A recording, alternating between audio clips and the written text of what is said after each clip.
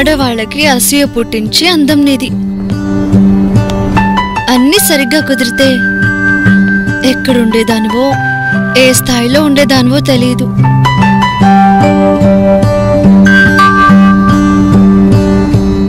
నీ పెద్ద పెద్ద కళ్ళు, సన్నటి ముక్కు, ముట్టుకుంటే కందిపోయేటట్టుండే నీ బుగ్గలు, ఇంత అందాన్ని ఒక బ్రాండ్గా మార్చి మ్యాగీ అనే పేరుకే ఒక ఇమేజ్ ని సాధించాలి అనుకుంటే ఏదేదో అయింది.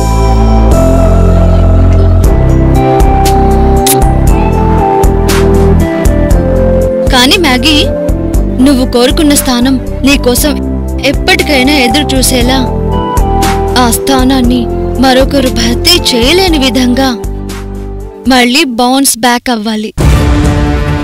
గతంలో నువ్వు నడుస్తుంటే కళ్ళప్పగించి చూసిన మగాళ్ళ కళ్ళు నీ అందాన్ని చూసి చిచ్చుబుడ్డిలా పేలిపోవాలి.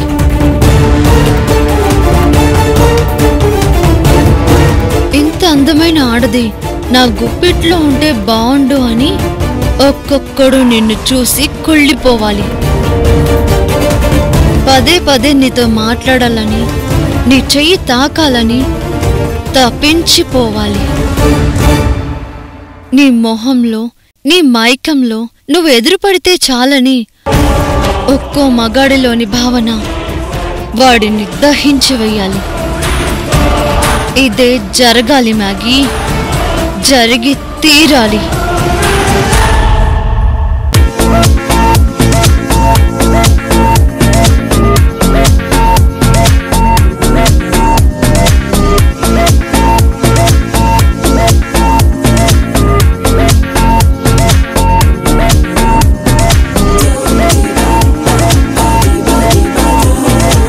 మ్యాగీ ఎవ్వడి జీవితంలోకి వెళ్ళినా వాడి లైఫ్ స్మాష్ అయిపోతుంది. నేను తలుచుకుంటే మోడల్గా నిన్ను ఎదకనివ్వకుండా చేయగలను.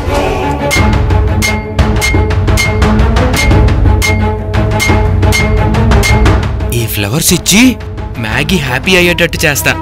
ఎప్పట్లాగే చేతన్ నువ్వు సూపర్ కిడ్ రా అని నన్ను మ్యాగీ అనేటట్టు చేస్తా.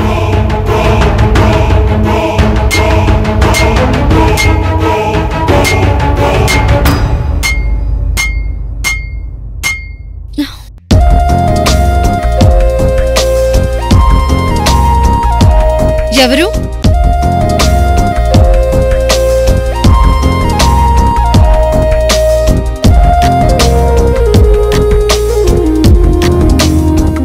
ఎవరు మాట్లాడరే?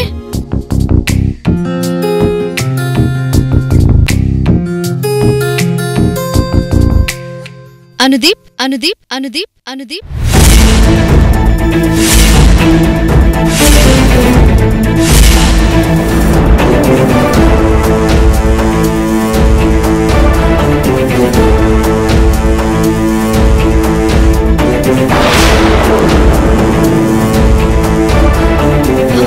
అనుదీప్,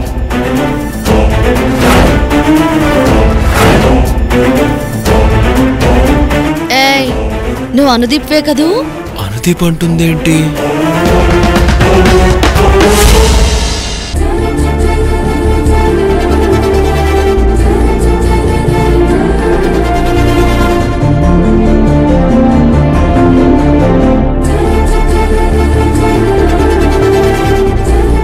నీకు ఇష్టమని రోజెస్ తీసుకొచ్చాను. Yellow rose, red rose, white rose. ఈ 3 ఫ్లవర్స్ కలిపితే దీని భావం ఏంటో తెలుసా? తెలీదు. పైగా ఏ లవర్కి ఏ బాయ్ ఫ్రెండ్ 3 రంగులున్న ఫ్లవర్స్ ఇవ్వడు. రెడ్ రోజ్ ఇస్తాడు. రెడ్ అంటే అనుభూతి. మనం ఎంత ప్రేమిస్తున్నాం, ఆ ప్రేమలోని భావాన్ని నిజాయితీగా చెప్పేందుకు రెడ్ రోజ్ ఇస్తాడు. నాకు తెలిసింది ఇంతే. సరే, అయితే ఈ రెడ్ ఫ్లవర్ నువ్వు ఉంచుకో. ఎల్లో వైట్ రోజెస్ లో ఉన్న స్పెషాలిటీ ఏంటో చెప్పి నేను నీకు ఇస్తాను. ఫ్లవర్స్ లో ఉండే స్పెషాలిటీ తెలీదు. ఫ్లవర్స్ ఇచ్చి అమ్మాయిని పడేసే అనుదీప్ లో ఉండే స్పెషాలిటీ తెలుసు. మై డియర్ స్వీట్ డార్లింగ్, కాబోయే టాప్ మోడల్ మ్యాగీ గారు తెలుగు బాగా వచ్చిన నా ఫ్రెండ్ నాకు చెప్పాడు. ఈ 3 పువ్వుల్ని కలిపితే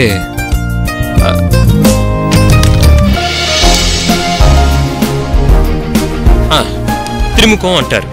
త్రిముఖం అంటే? త్రిముఖం అంటే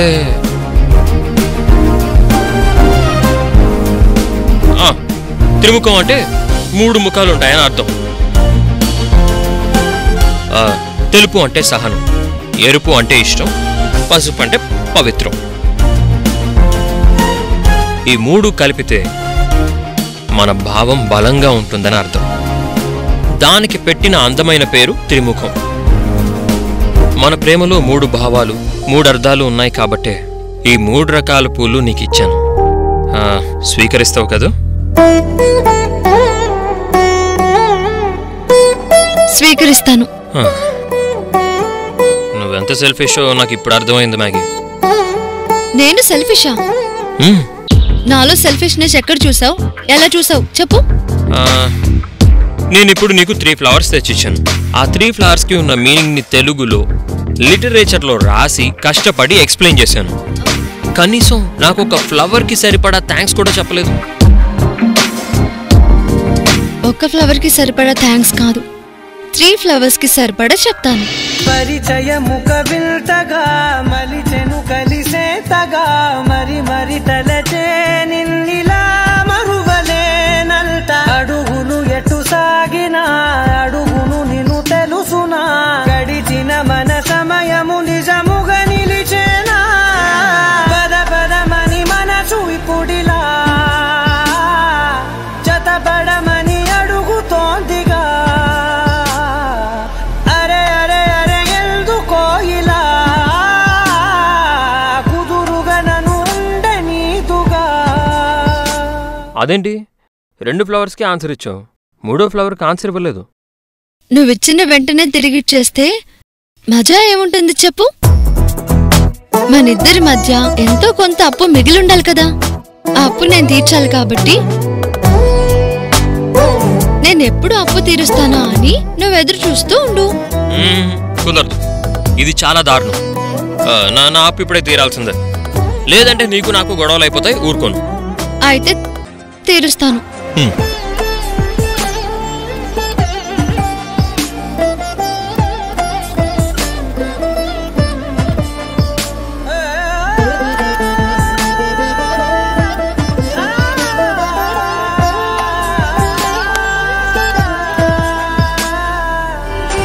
ముద్దు పెట్టమంటే చంపదెబ్బ కొడతావా? పెదాలతో ముద్దు పెట్టినా చేత్తో తట్టినా అందులో ఒకే మీనింగ్ ఉంటుంది. అది అర్థం చేసుకోకపోవడం నీ చేతగాని తను. నా టైం వేస్ట్ చేయకు. అయితే 7వ చెంప మిగిలింది, దాన్ని కూడా కొట్టేసి వెళ్ళిపో. నీకు గట్టిగా ఇస్తే గాని వెళ్ళేటట్టు లేవు.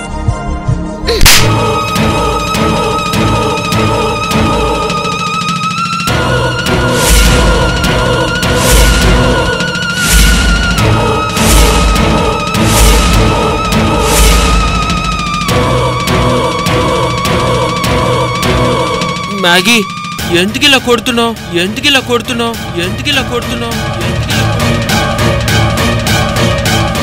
నేనేదో నిన్ను సర్ప్రైజ్ చేద్దామని ఫ్లవర్స్ తీసుకొస్తే నన్ను కొట్టి కొట్టి నా ప్రాణం తీయాలని చూస్తావా? నేనేం తప్పు చేశానని కొడుతున్నావు? మా అమ్మ కూడా నన్ను ఇంతలా కొట్టలేదు. స్కూల్లో టీచర్లు కూడా నన్ను ఎప్పుడూ కొట్టలేదు. నువ్వు మంచి స్టూడెంట్ రా అని మెచ్చుకునేవాళ్ళు. నా ఫ్రెండ్స్ కూడా నన్ను ఏ రోజు కొట్టే ధైర్యం చేయలేదు. నేను నీకోసం ఇంత చేస్తుంటే నువ్వు నన్ను కొడతావా? నేను ఇంత మాట్లాడుకో.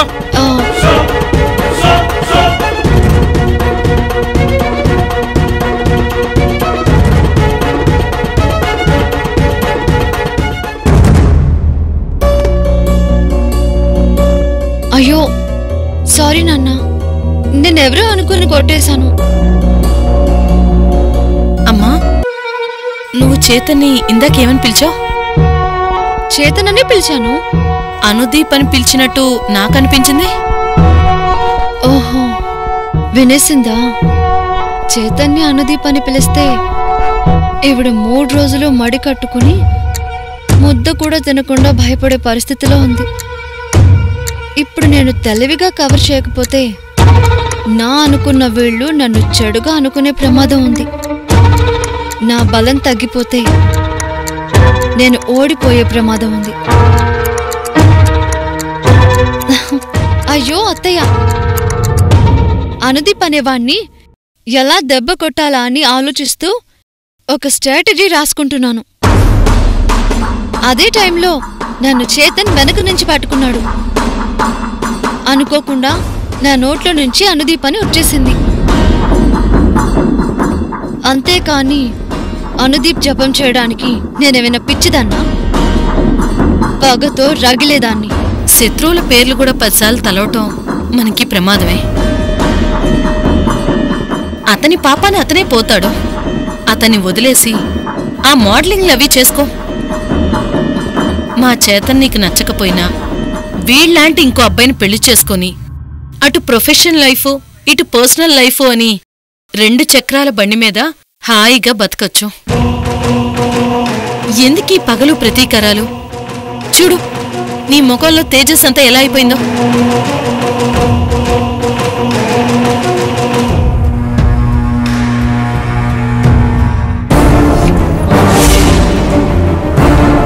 మ్యాగీ, నీ చేతికి దెబ్బ తగిలి రక్తం కారుతూ ఉంది. ఇందాక కంగారులో తగిలినట్టుంది. అమ్మా, బ్యాండేజ్ వేయాలి. ఎక్కడుందో త్వరగా తెచ్చివు. సరే.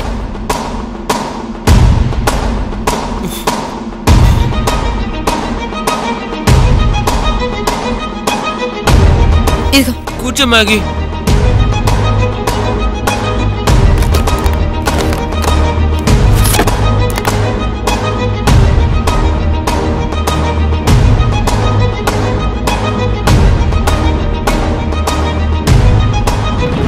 మ్యాగీ, ఎంత రక్తం పోయిందో.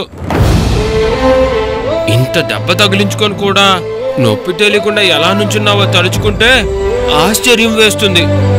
నా కెరీర్లో నాకు తగిలిన దెబ్బలతో పోలిస్తే ఇది పెద్ద గాయమేం కాదు చేతన్.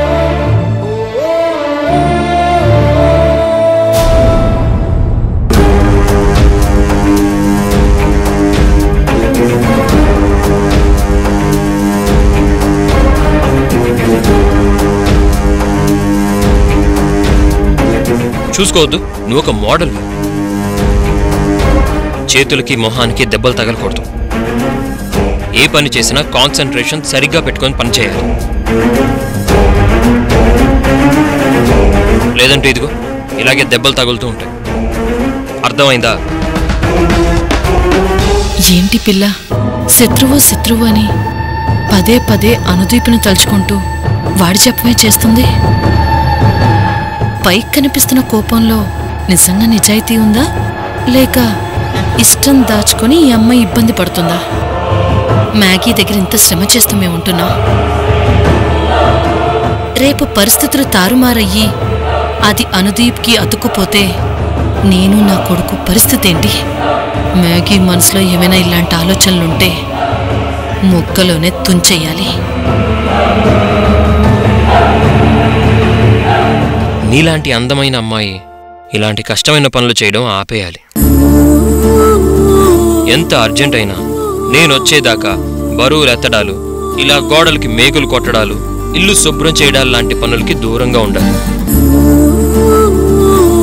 యువరాణులెప్పుడు చెలికత్తెల మీదో పనివాళ్ల మీదో ఆధారపడ్డట్టు నువ్వెప్పుడు నా మీదో నా సర్వెంట్స్ మీదో ఆధారపడాలి తప్ప తొందరపడి ఈ పనులు చేయకూడదు.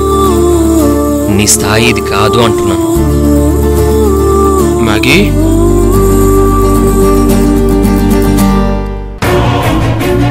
Maggi, Maggi, Maggi.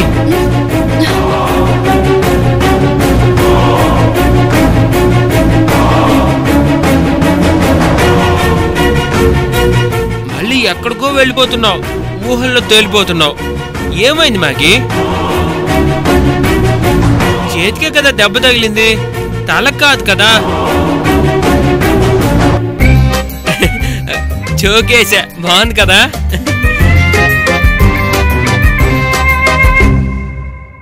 ఏం లేదు చేతన్. నువ్వు మీ అమ్మ ఇద్దరు ఉండబట్టి నా గురించి పట్టించుకుంటున్నారు, నా బాగోగులు చూసుకుంటున్నారు. మీరిద్దరూ లేకుండా ఉంటే నా పరిస్థితి ఏంటని తలుచుకుని భయపడుతున్నాను. అంతే, ఇంకేం లేదు. అమ్మయ్యా, అంతే కదా మహాతల్లి, బతికిచ్చావు. పదే పదే మా చేతన్ గడిని పట్టుకొని నువ్వు గతాన్ని తవ్వుకుంటే మాకే భయం వేస్తుంది. మాకు అన్యాయం చేసే పనిలో పడకు తల్లి, నీకు 100 ముక్కులు మొక్కుతాను.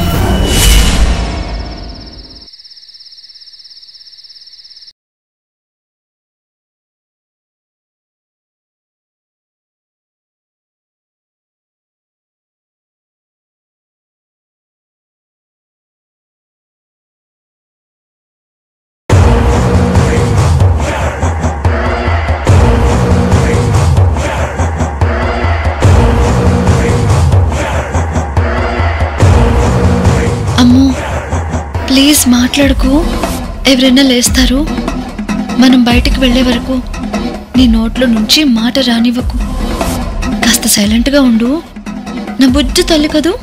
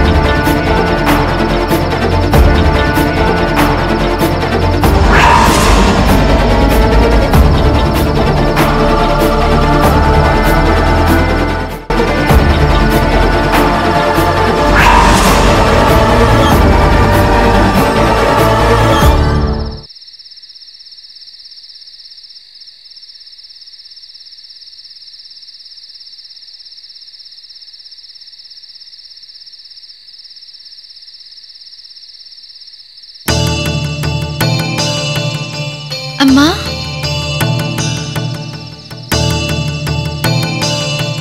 అమ్మా, ఇంత కష్టపడి ఈ రాత్రి వేళ రాకపోతే పొద్దున్నే రావచ్చు కదా. ఇందులో నేను కష్టపడేదేముందే? నా మనవరాలికి ఆరోగ్యం బాలేదని నువ్వు ఫోన్లో చెప్పగానే తిండి కూడా సహించలేదు. నిలబడలేకపోయాను, కూర్చోలేకపోయాను. మీ నాన్న ఎప్పుడు పడుకుంటాడా అని చూశాను. ఆయన నిద్రలోకి జారుకోగానే చక్రాలు కట్టుకుని నా మనవరాల్ని చూడ్డానికి వాలిపోయాను. ఏమన్నావు?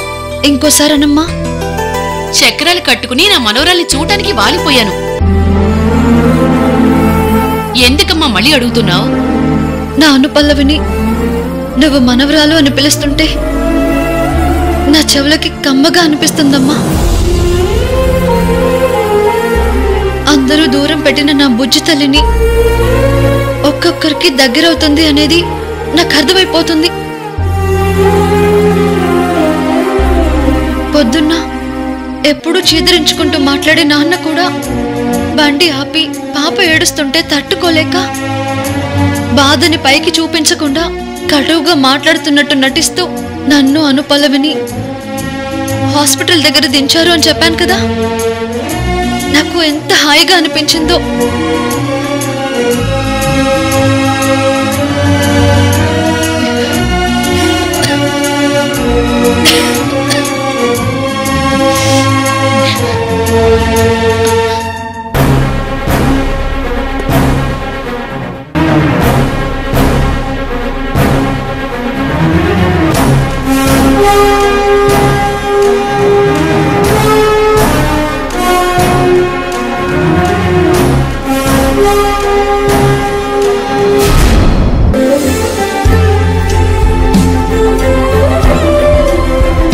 నా మనవరాలు చూస్తూ నా మైకల్లో నేనుంటే ఇంత మంచి టైంలో మళ్ళీ మీ నాన్న పేరెత్తుతావేంటి పల్లవి?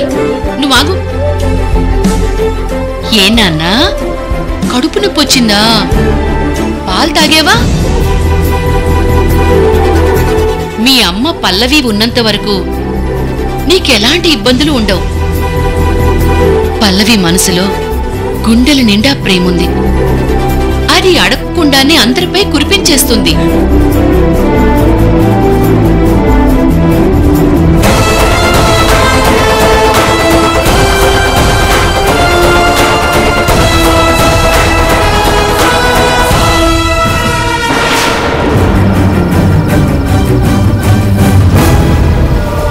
అమ్మ దయ ఉంటుంది, బిడ్డకి నరదిష్టిపోతుంది.